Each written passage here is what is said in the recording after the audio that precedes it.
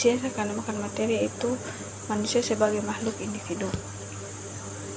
Manusia adalah makhluk yang unik. Pada diri manusia melekat unsur-unsur berikut, yaitu yang pertama, manusia memiliki terdiri dari dua unsur penyusun yaitu jiwa dan raga.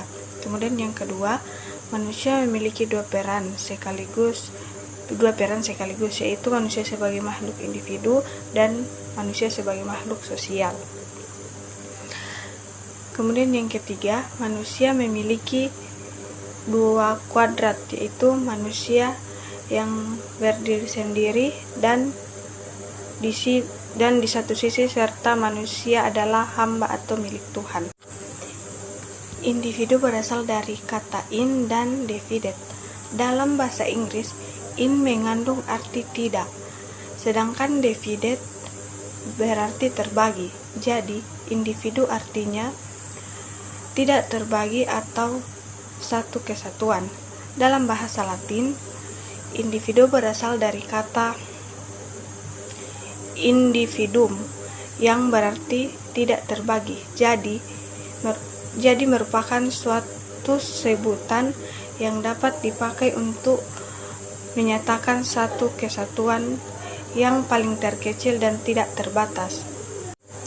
Manusia sebagai makhluk individu memiliki unsur jasmani dan rohani, unsur fisik dan psikis, unsur jiwa dan raga seseorang dikatakan sebagai manusia individu manakala unsur-unsur tersebut menyatu pada dirinya.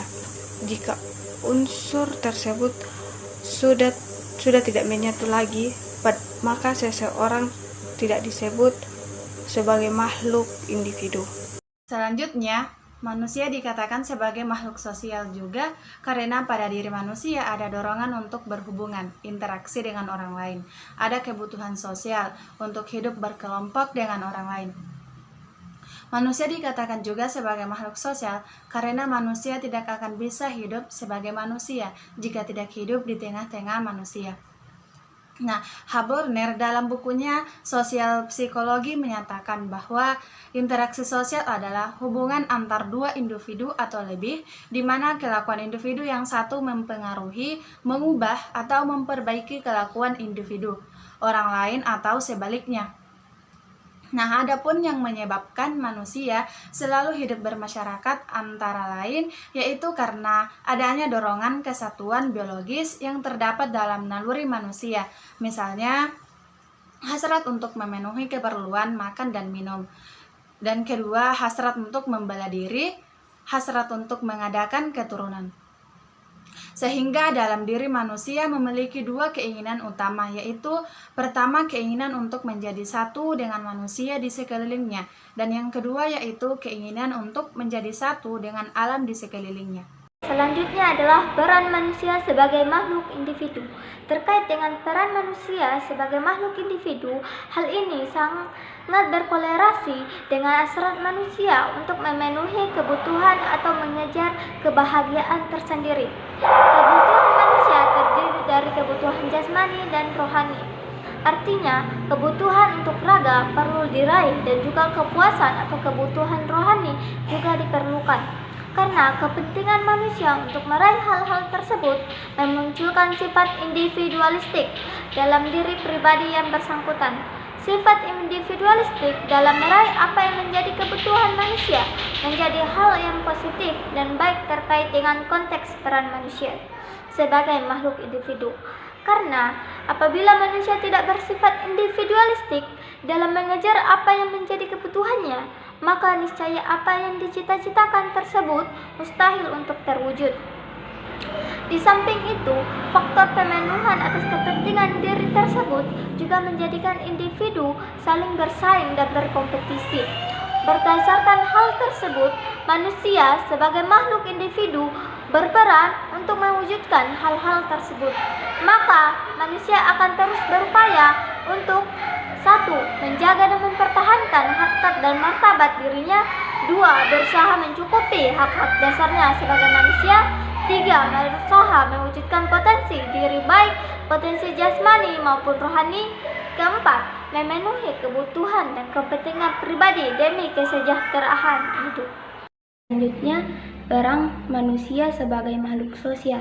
Sejatinya manusia juga memiliki kuadrat menjadi makhluk sosial sebagaimana pemberian Tuhan Yang Maha Esa. Hal ini berarti manusia akan senantiasa dan selalu berhubungan dengan orang lain. Manusia tidak dapat hidup sendiri tanpa bantuan orang lain. Ini menunjukkan bahwa manusia tidak akan mampu bertahan hidup sendirian di dunia ini tanpa adanya bantuan dari manusia lain. Kebutuhan manusia dapat terpenuhinya melalui adanya interaksi sosial dengan manusia atau kelompok lain. Interaksi ini pada akhirnya akan membentuk kehidupan berkelompok pada manusia. Berbagai jenis kelompok sosial tumbuh dan berkembang seiring dengan kebutuhan manusia untuk melakukan interaksi.